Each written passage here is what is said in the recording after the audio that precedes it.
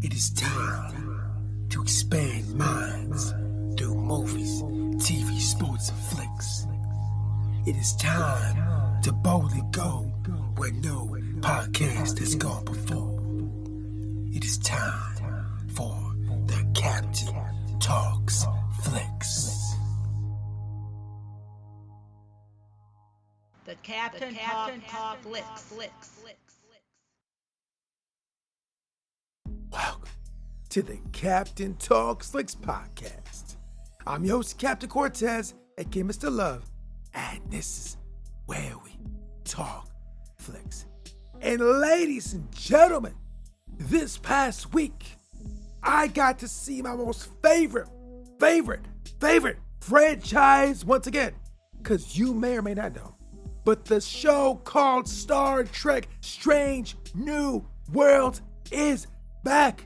And it's absolutely phenomenal. And I'm going to get into that first couple things. I want to give a big shout out to Nashville, baby. We got some plays in Nashville this past week. Gracias, gratitude, Toraba, and Nashville. I know quite a few people that have been down there, explored your land, explored your city, and they said it was absolutely magnificent. So one of these days, I'm about to fly out to Nashville, Tennessee, have me some phenomenal food, see some music live, because it's so great down there. So I hope to see you someday. So thanks for listening, gracias, gratitude. And additionally, this episode is brought to you by the album called The House of Quartez by yours truly, the Captain Quartez. It's me rapping in my unique style over hip-hop spacey type beats.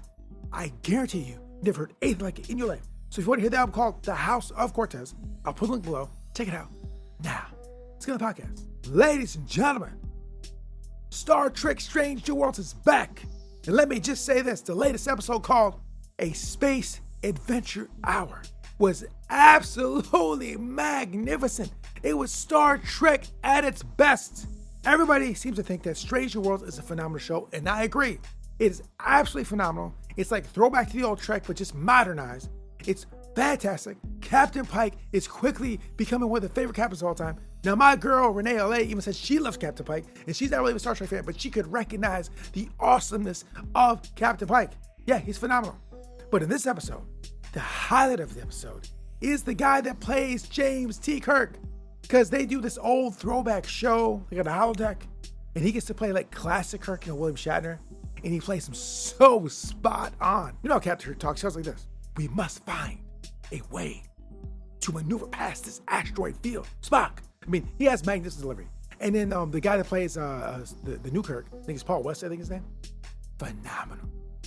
I so hope that they give this guy his own show.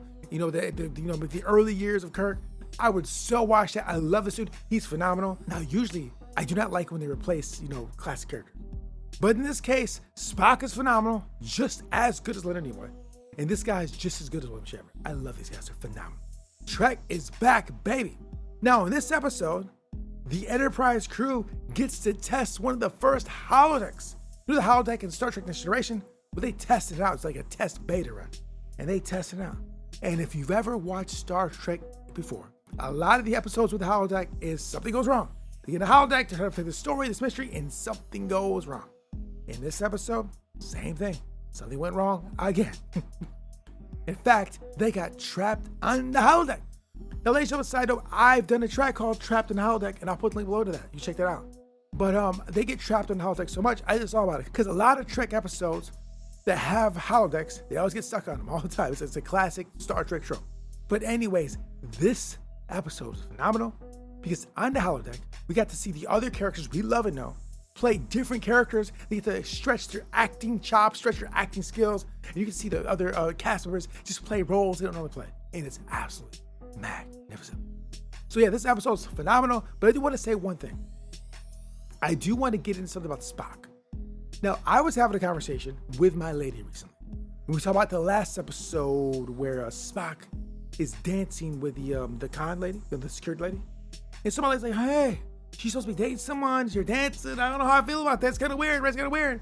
Now, fast forward to this episode, and I understand why my lady said that. Because you come to find out that all that dancing together seemed to be leading to a certain space. Now, you might think it's Spock. There's no way Spock has no feelings, has no emotions. There's no way Spock could do that.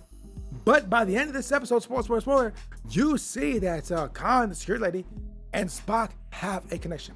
Now, my lady's thinking is that a man who has a woman should not really be doing those kind of things with a lady. And now, seeing in this episode, I kind of agree. Because Spock has a woman, or his cousin, or kind of, I don't know if he has a woman, he kind of has a woman, doesn't have a woman, I don't know what's even going on. But he spends his time with this other lady, learning how to dance. And I guess dancing can be a real intimate thing, I guess. I don't do it, but I guess it is. And in the episode, you see Khan and Spock basically fall in love with each other. They just fall in love right in front of your face. And it does kind of solidify what my lady said. She said, bro, you shouldn't be doing that. And this just shows that. He's supposed to be like in love with the nurse or whatever. But anyways, he's dancing with Khan and he's in love. You know what? Spock is a player, bro. Spock is a player, bro. Spock got a woman over here, a woman over there. This is not Spock we know from back in the day. This Spock gets around like Tupac. It's absolutely crazy. But he's so cool about it. He's so cool, relaxed. He ain't bragging about it. It kind of just happens. But I'll be honest with you, Spock is so cool. I almost fall in love with him. Am I even gay, bro?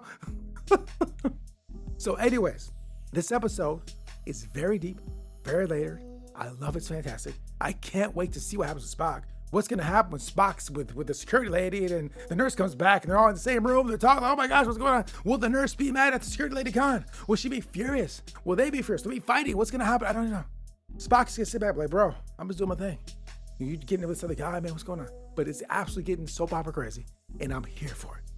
This Star Trek is absolutely magnificent. So if you've not seen Star Trek Stranger Worlds, I highly recommend you go over to Paramount Plus and check it out. You will not be disappointed.